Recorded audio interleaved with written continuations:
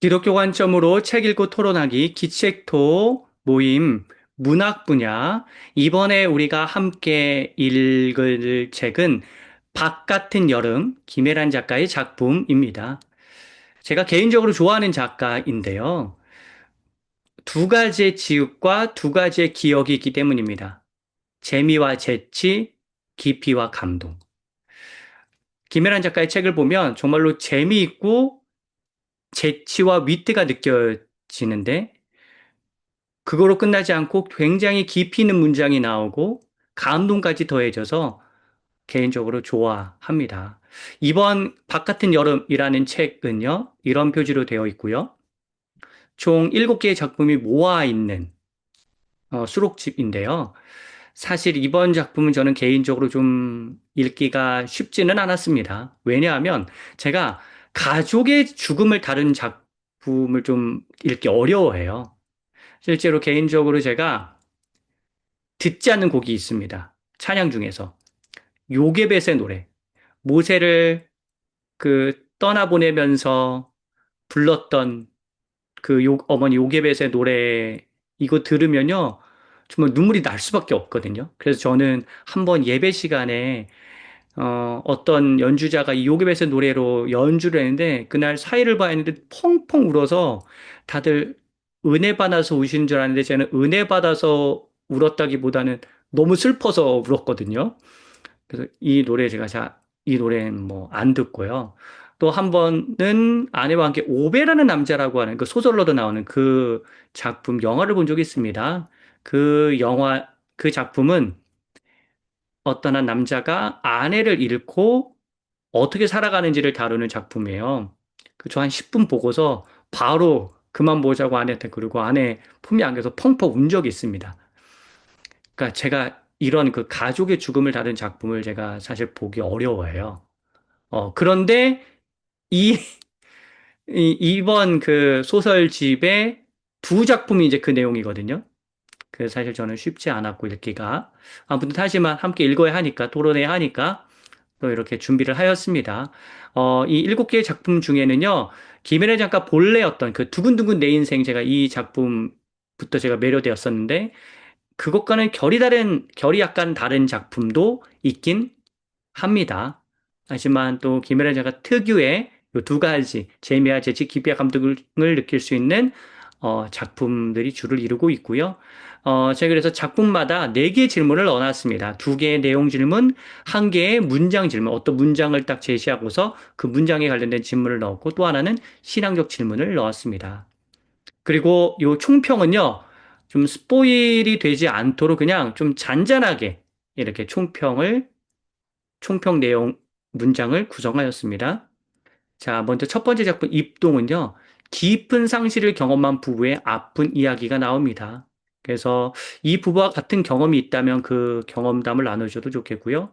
또 여기 나오는 아내의 이제 사례인데 오해하는 사람들의 시선이 느껴져서 계속 신경이 쓰인다고 아내가 남편에게 이야기를 하거든요. 그래서 혹시 나도 사람들의 오해의 시선이 느껴져서 굉장히 신경이 쓰였던 적이 있다면 그걸 나눠주셔도 좋겠습니다.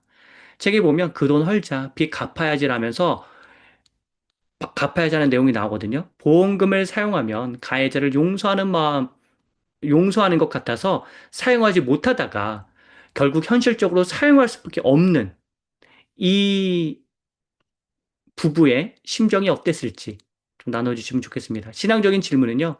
소중한 사람을 먼저 데려가시는 하나님께 우리가 뭐라고 말할 수 있을까요? 여러분이라면 뭐라고 말씀하시겠고 어떻게 행동하실까요?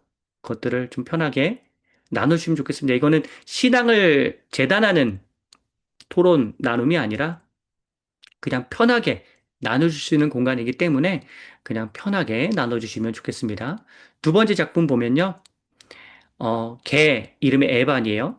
개의 결말을 통해서 어떻게 보면 아버지의 죽음을 짐작하게 만드는 작품이라고 할 수 있는데요. 이처럼 어떤 A라는 사건을 통해서 내가 잘 몰랐던 B가 좀 유치되었던 경험이 있다면 나눠주시면 좋겠고, 또 주인공, 초등학생 찬성과 같이 어렸을 때 이 혼자만의 어떤 고민, 내가 있던 어렸을 적의 그 고민, 지금 생각해보면 아무것도 아닌 것 같지만, 그때는 되게 심각했던 고민이 있다면 그것도 나눠주시면 좋겠습니다. 책에 보면 이러한 내용이 나와요. 돈을 벌기 위해선 인내심이 필요하다는 것과 그 인내가 무언가를 꼭 보상해 주진 않는다는 점이었다. 여러분, 이 글에 대한 여러분의 생각은 어떠신지 나눠주시면 좋겠습니다. 신앙적인 질문은요. 유년 시절에 하나님이 나와 함께 하셨다는 사실을 어떤 일을 통해 알 수 있나요? 그때 당시 유년 시절에 하나님을 몰랐을 수도 있고 알았을 수도 있습니다. 그것에 상관없이 지금 생각해보니까 유년 시절 그 시절에 하나님이 이때 나와 함께 하셨구나라고 떠오르는 경험이 있다면, 그 사건이 있다면, 상황이 있다면 나눠주시면 좋겠습니다. 세 번째 작품 보면요. 기쁜 12월 25일에 이별을 통보해야 하는 대조적 상황이 더 슬픔을 유발하는 작품인데요. 이 책에 보시면 이별을 암시하는 표현이 나와요. 좀 질리네. 10년이면 얼추 개 수명과도 비슷하다. 이렇게 내 삶에서 어떠한 결과가 암시된 어떤 경험을 한 적이 있나요? 예언적인 경험이라고 할 수 있겠죠?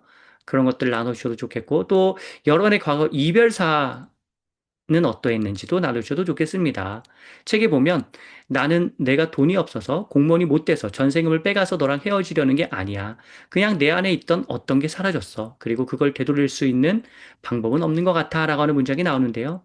이 말에서 어떠한 느낌이 드나요? 여러 가지 느낌이 떠오를 텐데. 그리고 또 비평욕대를 아시는 분은 욕구까지도 어떠한 느낌과 또 욕구가 이 안에 스며 있는지를 나눠주시면 좋겠습니다. 신앙적인 질문은요, 하나님께서 이별을 통해 나에게 무엇을 깨닫게 하셨는가? 여러분들 살면서 어떤 이별을 하셨을 텐데, 그것 중에서 무엇을 깨달으셨는지 나눠주시면 좋겠습니다. 여기는 비밀이 보장되는 곳이거든요. 그래서 꼭 이렇게 나눠주신 내용 이렇게 외부로 발설하지 않으실 거잖아요. 그러니까 편하게 나눠주시면 좋겠고 꼭 비밀을 지켜주시면 좋겠습니다. 자, 침묵의 미래라는 작품에 보면 침묵의 미래라는 작품은요 좀 결이 다른 작품이에요. 예, 그래서 언어가 하나씩 사라져가는 안타까운 상황을 독특한 방식으로 표현하고 있습니다. 질문은 이것입니다. 우리가 잊고 있는 소중한 언어, 단어 표현에는 무엇이 있나요? 또 내가 소멸시키지 않으려고 애쓰는 언어는 무엇이 있나요?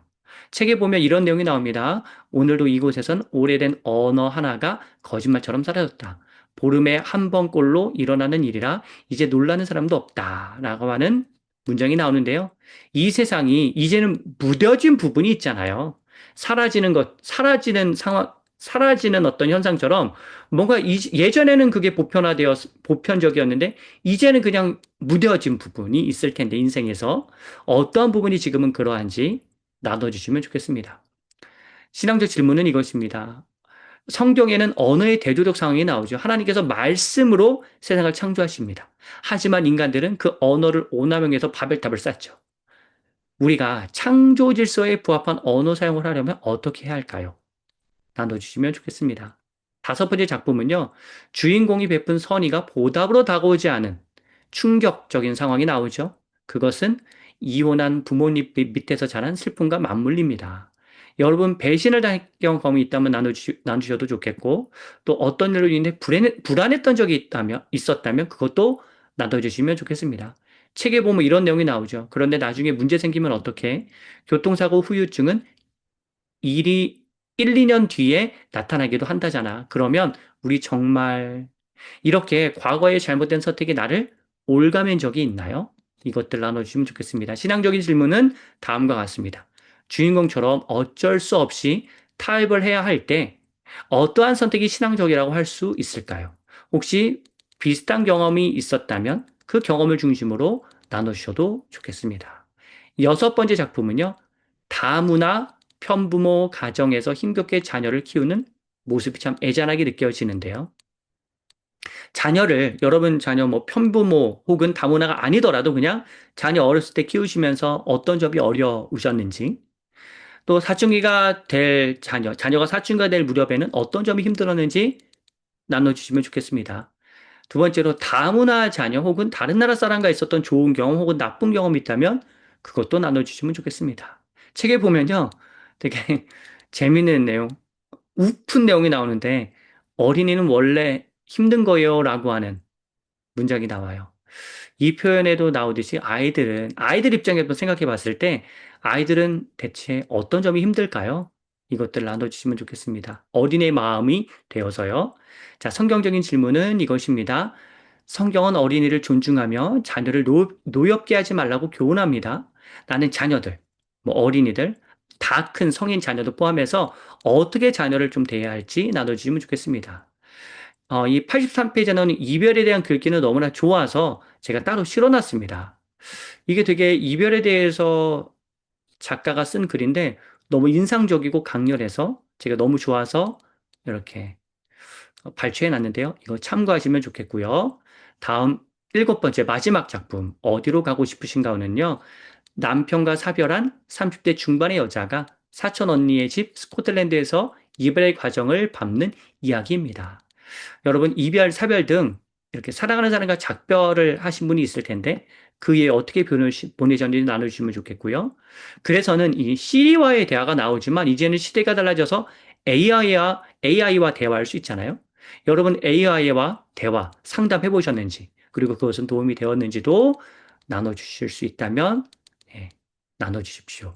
자, 다음으로 이 책에 보면 그때 내가 만일 내 손 안 놓았으면 우린 지금 같이 있었을까? 라고 하는 문장이 나오는데요. 내가 그때 다른 선택을 했으면 어땠을까라고 생각하는 일이 있을 텐데, 그러한 일은 무엇이었고, 만약에 다른 선택을 했다면 어떤 일이 벌어졌을까도 편하게, 나의 삶을 나누듯이, 그냥 이게 순례배 때 나의 삶 편안하게 나누시는 것처럼, 그렇게 삶을 나누듯이 그렇게 나눠주시면 좋겠습니다. 신앙적인 질문은요, 이것입니다. 하나님은 왜 우리에게 이별의 아픔을 선사하실까? 라고 하는 질문인데요. 이 질문에 대해서도 답을 주시면 좋겠습니다. 결론적으로 본다면요, 제가 이제 앞에서 이 83페이지에 이 글을 실어놨잖아요. 이것처럼 혹시 여러분 감명 깊게 다가온 글귀가 있다면 나눠주시면 좋겠고, 또 책의 제목처럼 내 마음은 한겨울인데 바깥은 야속하게도 여름처럼 느껴졌던, 어, 그러한 시절에 나는 어떠했는가. 그 다음, 나는 겨울, 바깥은 여름이었을 때 하나님은 무엇을 하고 계셨는가? 그때 하나님을 나는 어떻게 인식하고 있었는가? 나눠줘도 좋고요. 또 내 인생의 제목을 붙이다면 뭐라고 붙일 수 있을까도 편하게 나눠주시면 좋겠습니다. 예. 이렇게 토론 주제 살펴봤는데요. 이 중에서 또 선택하셔서 나누실 텐데요. 잘 준비하셔서 우리 토론 모임 때 모이도록 하겠습니다. 여러분 축복합니다.